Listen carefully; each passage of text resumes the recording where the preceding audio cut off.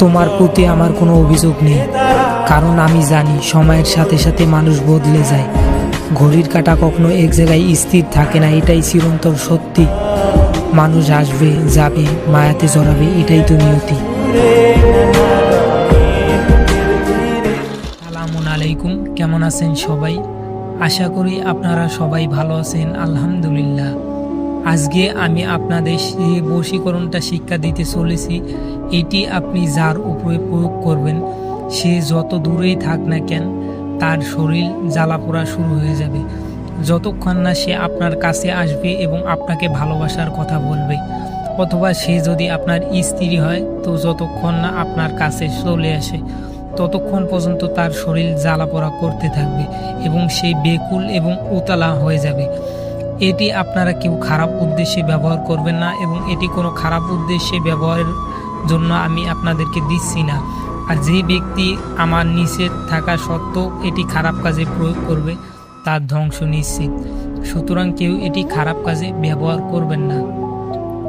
এটির মাধ্যমে আপনি আপনার ভালোবাসার মানুষটিকে বশীকরণ করতে পারবেন। আর এই বশীকরণটা শুধু মেয়েদের উপরেই কাজ করে, কোনো ছেলের উপরে এই বিদ্যাটা কাজ করে না।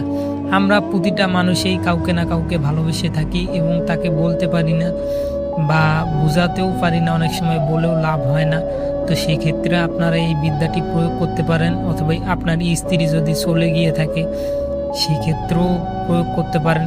অথবা আপনাদের সম্পর্কে যদি তৃতীয় কোনো ব্যক্তি চলে আসে, সেক্ষেত্রেও এটি প্রয়োগ করতে পারেন। এটি যার উপরে প্রয়োগ করবেন তাকে অবশ্যই বিয়ে করতে হবে, নয়তো আপনার ক্ষতি হবে। সুতরাং এটা জেনে শুনে করবেন।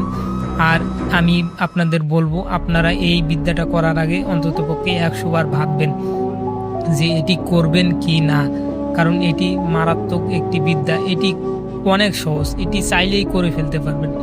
কিন্তু এটি মারাত্মক একটা বিদ্যা, যা প্রয়োগ করলে বুঝতে পারবেন। তার আর একটা কথা বলে রাখি, আমার আরও 2টা চ্যানেল আছে। আমার পূর্বের চ্যানেল মন্ত্রশক্তি আমার পূর্বের চ্যানেল আপনার ইন্দ্রজাল তন্ত্র। আপনারা সেই চ্যানেল থেকে ঘুরে আসতে পারেন, ডেসক্রিপশনে লিঙ্ক দেওয়া আছে। আশা করি ইনশাল্লাহ সেই চ্যানেলেও আমি ভিডিও দিব।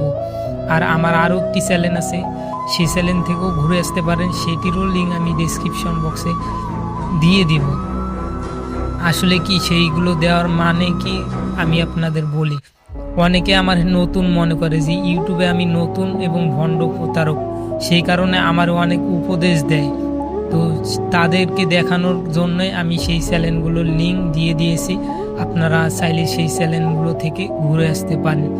এখন আর বেশি কথা বলবো না, এখন বলি আপনার বিদ্যাটি কিভাবে প্রয়োগ করবেন।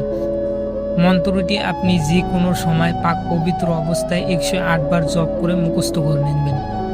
এরপরে যে কোনো শনিবার 5টা বা 6টা বাজে, সকাল 5টা বা 6টা বাজে আপনি ঘুম থেকে উঠবেন। বাসি মুখে উঠে আপনি একটা চুলায় আগুন জ্বালাবেন আম কাঠের খড়ি দিয়ে। অবশ্যই যেই চুলাটা জ্বালাবেন সেই চুলায় যাতে আগে আগুন জ্বালা না থাকে, ঠিক আছে? বাসি চুলা যেটাকে বলে। তো সেই বাসি চুলার মধ্যে আপনি আম কাঠ দিয়ে আগুন জ্বালাবেন। এরপরে আপনার প্রিয় ব্যক্তি বা যাকে ভালোবাসেন তার বাড়ির দিকে মুখ করে আপনি মন্ত্রটি 7 বার বলবেন, 7 বার আগুনে ফু দেবেন। একবার মন্ত্র বলবেন, একবার আগুনে ফু দেবেন। মন্ত্রের 2 জায়গায় ফলনা আছে, সেই ফলনার জায়গায় আপনি প্রথমে মেয়ের নাম বলবেন, প্রথমে মেয়ের মায়ের নাম বলবেন, তারপরে মেয়ের নাম বলবেন। একবার মন্ত্র পাঠ করবেন, একবার ফু দেবেন। এবার 7 বার মন্ত্র পাঠ করে 7 বার ফু দেবেন। আশা করা যায় আপনার কাজটি হয়ে যাবে। আর যদি একদিনে না হয় তাহলে আপনি 3 দিন করবেন, ইনশাল্লাহ হয়ে যাবে। আপনাদের ভিডিওটি দেখার জন্য সবাইকে জানাই অসংখ্য ধন্যবাদ। সবাই ভালো থাকেন। সালামুন আলাইকুম।